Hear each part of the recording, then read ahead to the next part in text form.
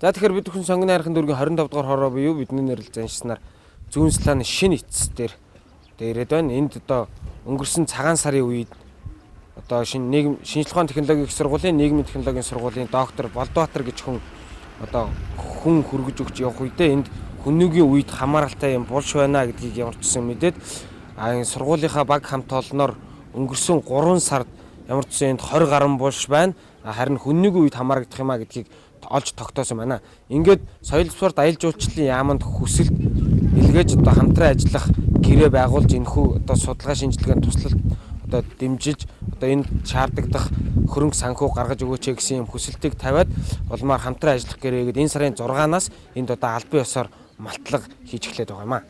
Одоо энэ олдврууд гарлаа. Тэгэхэд хамгийн түрүүнд сэргээн засварлалт руу явдаг.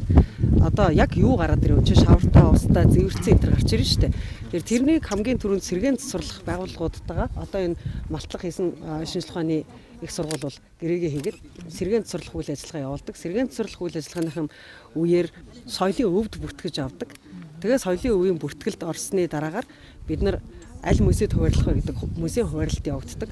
Музейд хуваарлагдчих ах үед ч юм уу, сэргээн засварлагдчих ах үед ч юм уу судалгаа шинжилгээнийхээ ажлын одоо эрхийг аваад энэ үзмэр дээр бид нар судалгаа шинжилгээг нэг тодорхой хугацаанд хийе гэх юм бол судалгааныхаа байгууллагад судалгааны гэрээгээр хадгалагдчихэж болдог. Ингээд дараа нь судлагдаж дууссаны дараагаар музейн үзмэр болж дэлгэгдэж болдог. Тэгээ энэ бүх шат амжилтууд бол соёлын өвийг хамгаалах хуулиараа ингээд явцдаг юм аа.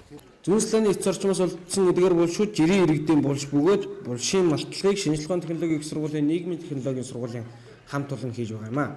Одоогийн байдлаар тэд 2 булшийг бүрэн малтаж гаргажээ. Гэсэн ч ихэнх булшууд нь айлын хашин дотор байгаа нь ихээхэн хүндрэл учруулж байгааг тэд хэлж байлаа. Бидний хувьд бол дотоодынхоо өөрсдийнх нөөц болцоор өөрсдийнх хүч хөрөнгөөр одоо соёл спорт аялал жуулчлалын яамны дэмжлэгтэйгээр хотын бүсэд дугаа суурьсны бүсэд дугаа нөхөө арга болох хаждыг ихтүүлээд байгаа. Тэгээд эдгээр туслууд ер нь төрөө хэлсэнчлэн их олон янзаар устж алга болоход бэлэн болцсон. Одоо энэ чулуун дараас нь хэдэн цөөн тооны чулуун дараас нь алга болооход бид нар таних мэдэхгүйгээр тэг ингээд устгах аюул түүх устгах аюул нүүрлээдээс учраас тэр аюулаас урьдчилан сэргийлэх үүднээс эдгээр туслуудын мэдээлэл хийх бус баримтууд бүгдийг баримтууд авч байгаа юм учиртай зүйл. Тэг бид нар 3 сард хайгуул судалгааны ажил хийчихэд албан ёсны анхныхаа тайлан урьдчилан тайлан гэдгийг хийгээд ийм устгах аюултай байгаа ийм дурслууд энд байна. Энэ дурслуудыг авраа хамгаалахын шаардлагатай зардал хийх бусдын туслалцааг үзүүлээч хийгээд нааштай өгдөж авсан. Тэгээ нааштай өгдөж аваад бид 3 сараас хойш гэрээ хэлэлцээр хоорондын хамт ажиллагааны гэрээчдийн бусдуудыг сэргээд одоо 9 сард бид нар ажилд орж байж байгаа юм.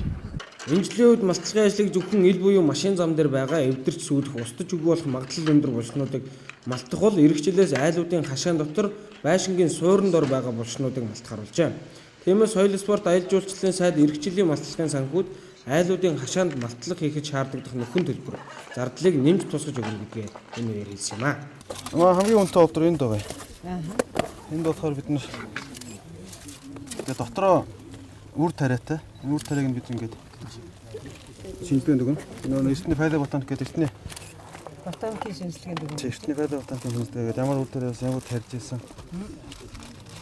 Ирж ийсэн үү, тарьж ийсэн үү? Тус оршуулгын газраас үйлдвэрлэсэн газрын тамга өгөх модон аяга хүрэл толь бугын ивэр зэрэг тухайн үеийн эд үлгийн зүйл нийлээд олдож байгаа юм аа. Мөн эдгээр булшнууд хадгалтын хувьд харьцангуй сайн байгаа бөгөөд малтлагаар гаргасан зүйлсийг тусгай лабораторийн шинжилгээнд хамруулсны дараа музейд байрлуулах юм аа.